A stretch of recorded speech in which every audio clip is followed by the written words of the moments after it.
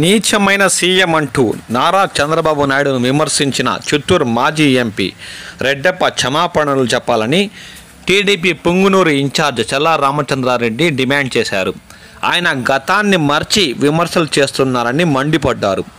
మాజీ సీఎంను అనాల్సిన వ్యాఖ్యలను మతి భ్రమించి ప్రస్తుత సీఎంను అన్నారేమో మరోసారి చెక్ చేసుకోవాలన్నారు.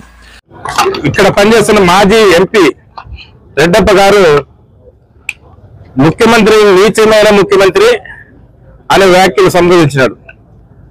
అయ్యా మాజీ ఎంపీ గారు ఒక్కసారి ఆలోచన చేసుకో, ఎవరు నీచమైన ముఖ్యమంత్రిని నువ్వేమన్నా పొరపాటు పడిపోయి మాట జారేసావేమో. గత ముఖ్యమంత్రి నీచమైన ముఖ్యమంత్రి అనవడం పోయి ఈ ముఖ్యమంత్రి నీచమైన ముఖ్యమంత్రి అని మాట జారినావేమో. ఒకసారి నువ్వు మతి భ్రమించుకో.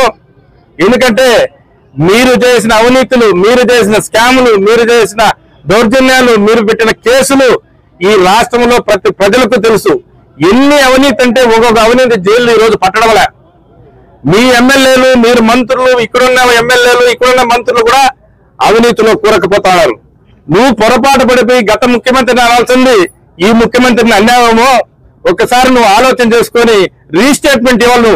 గత ముఖ్యమంత్రి అవినీతి పరుడు, ఈ ముఖ్యమంత్రి బాగా చేస్తాడని చెప్పి ఒకసారి కలెక్ట్ చేసుకొని నువ్వు మంచి స్టేట్మెంట్ ఇస్తే బాగుంటుంది.